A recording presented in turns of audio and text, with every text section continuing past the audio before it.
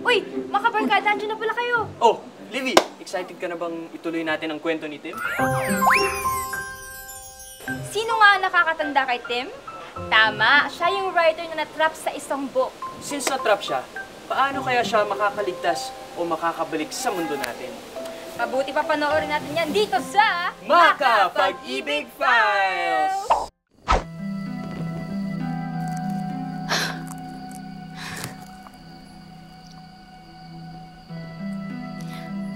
Maganda.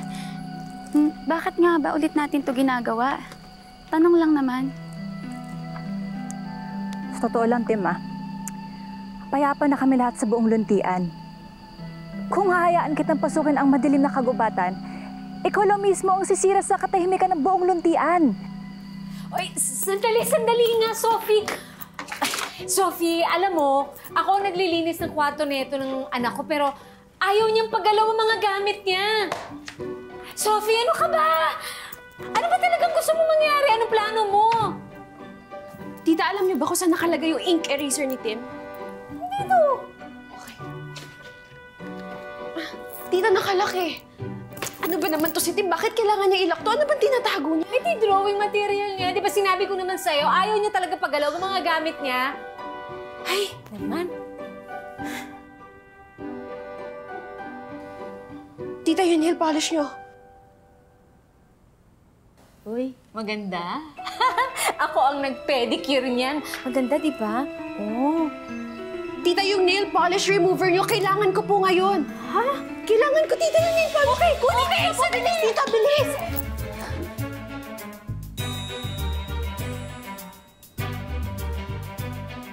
Oh, ito na. Ano ba talaga ang plano mo? Hindi ka naman siguro maglilinis ng kuko ngayong may problema tayo. Hindi, Tita. Since hindi po natin mabuksan lahat ng gamit ni Tim, gagamitin ko po to para burahin lahat ng drawings. Ha? Tita, pag gumana to, malaking hakbang na po to para sa atin. Pwede nating mabago lahat ng nilalaman ng graphic novels. Tita, makakahanap na tayo ng way para maligtas si Tim. Talaga? Gawin na natin. Sige na.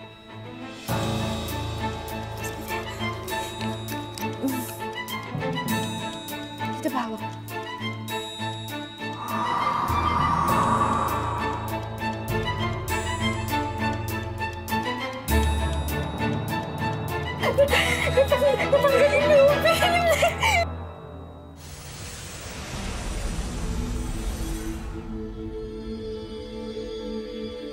Ay! Bakit bumalik yung lubid?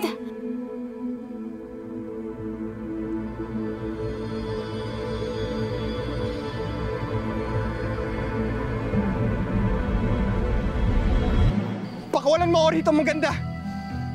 Inuutusan kita. May punto ka naman doon, maganda. Sang-ayon ako doon. Kailangan ko kausapin ang mga ibang kinatawan tungkol dito sa kapalaran ni Tim. Ikaw na muna ang bahala magbantay dito, ha? Ako? Bakit ako?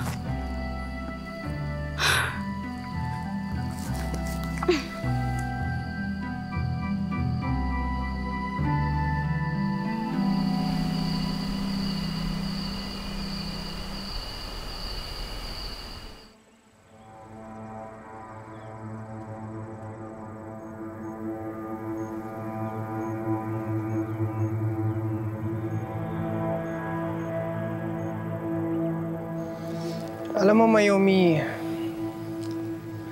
kung makabalik ako sa mundo namin, kaya kong isulat ang kahit anong gusto mo sa buhay. Hindi dapat ako nakikipag-usap sa isang bihag. Alam ko, ang pinaka-gusto mo sa buhay, Mayumi. Manahimik ka nga lang dyan. Gusto mo ng katawang, di ba? Isang lalaki na makakasama mo sa pangangasiwa ng lahat ng uri ng halaman sa luntian. Talaga? Kaya mo gawin yun? Oo naman! Ako nga may gawa ng lahat ng to, di ba? Sa totoo lang, Mayumi, sa ngayon na rin ako'y maganda. Kaya ayoko na kayong pakialaman dito. Gusto lang kayong maging masaya. Kung makakalis lang sana ako rito, babalik na ako sa mundo namin.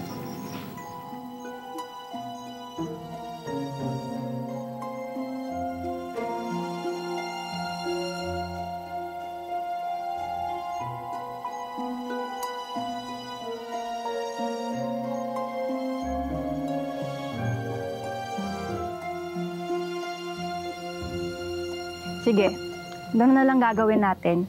Hanggat hindi pa nagbabago ang isip niya, mananatili siyang bihag. Ginhawa, kailanganin ko tulong mo rito. Ikaw na muna bahala magbigay ng maiinom na tubig ni Tim.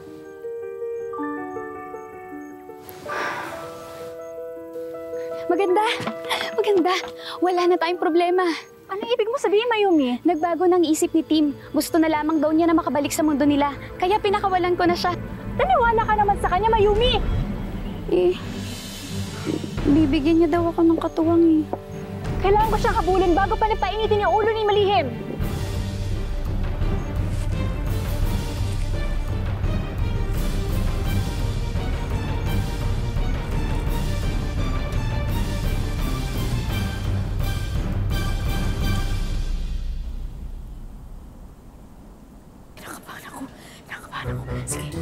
Sige, Tim! Tim! Dali, Tim! Tita! Uy! Sophie! Po. Nakabili ka ba ng gamit? Nakabili na po ako. Oh, sige, huwag ka mag-alala. Pag nakalabas ang anak ko, ipapa-reimburse kita, ha? Tita, ano na po ba nangyari? Ito na nga papasok na si Tim sa Dark Forest na to. Teka muna, ano bang mangyayari kapag pumasok siya dyan? Masunurin! Nasaan ka? Tingnan natin kung uubra ka rito sa hawak kong apoy. Tita, hindi ko rin po talaga alam kasi sa totoo lang, hindi naman po talaga yun yung original na story namin ni Tim eh. Ha? Eh di, makakaharap na naman niya yung halimaw na masunurin na yun. Naku, malamang tita. Pero huwag kayong mag-alala kasi hawak naman ni Tim yung torch. Pwede niya ipantaboy gamit yung apoy dahil yun naman po yung weakness ni masunurin. Paano kung hindi gumana? Tita, wait lang. May technical pen po ako dito. Nasaan na ba yung technical pen? Ito. Tita, wait lang. Ito. Same technical pen po ito sa ginagamit ni Tim. Sana po gumana. Kaya magdodrawing po ako sa mga pages para matulungan natin siya. Magdodrawing ka? Opo. Akala ko writer ka lang. Writer po lang po talaga ako, pero kaya good luck po sa akin, tita. Sige na.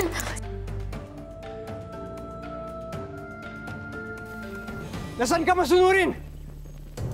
Huwag kang magtago! Harapin mo ako! Sige.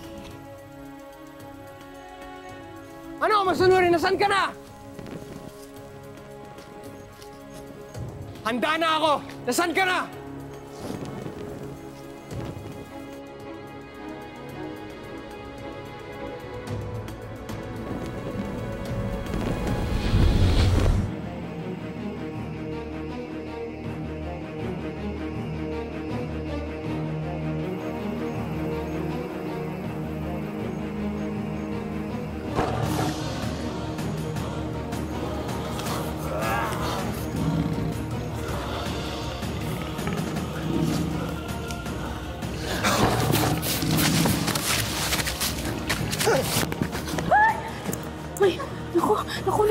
Naku, Papa, anong gagawin natin?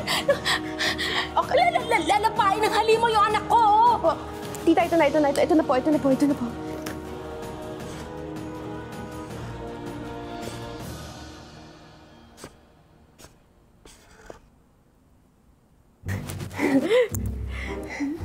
Sorry naman, Tita Beth, pero best effort ko na po talaga. Sige na.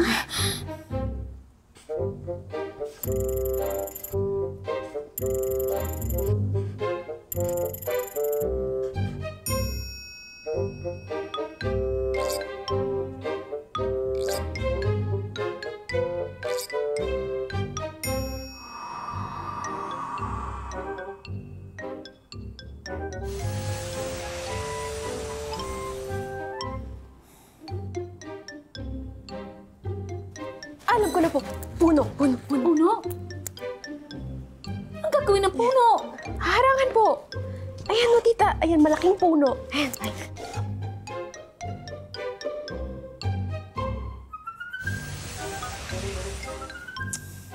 pa naman yan. I-drawing mo eh. Tingnan mo, drawing mo. Diyos ko naman eh, parang pangbata. Eh, sige na, sige na. Gawa ka ba?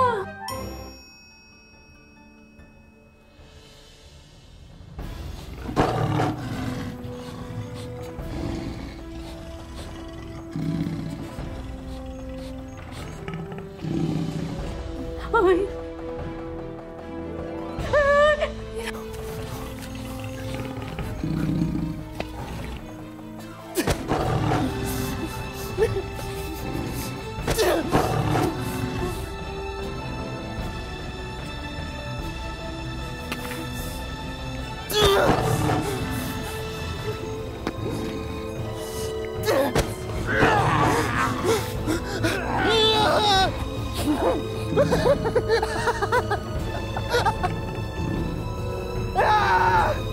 Ano ang masunurin? Gusto mo pa lumapit ka lang? Ang galing! Pero takihin ako. Sa sobrang nervous dito, sa storyang ito. Ay, buti na lang. Mabilid na tong anak ko, si Tim. Alam nyo, maswerte lang si Tim, pero kailangan pa natin makaisip kung paano talaga siya makakalabas dyan.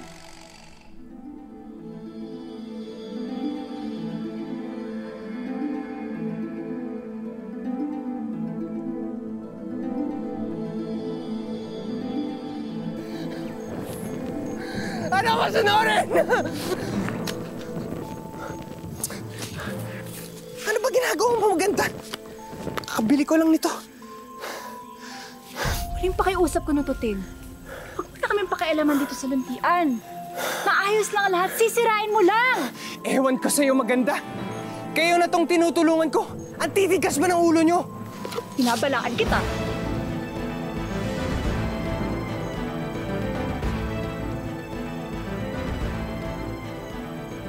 Sige, saktan mo ako. Bahala ka. Ganon din naman. Kung di ko to gagawin, kasama kong lalamunin ng kadiliman dito sa luntihan.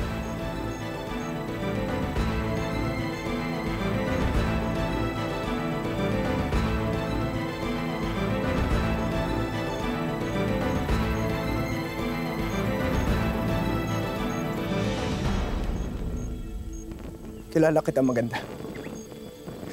Wala sa dugong mong manakit ang inosenteng tao.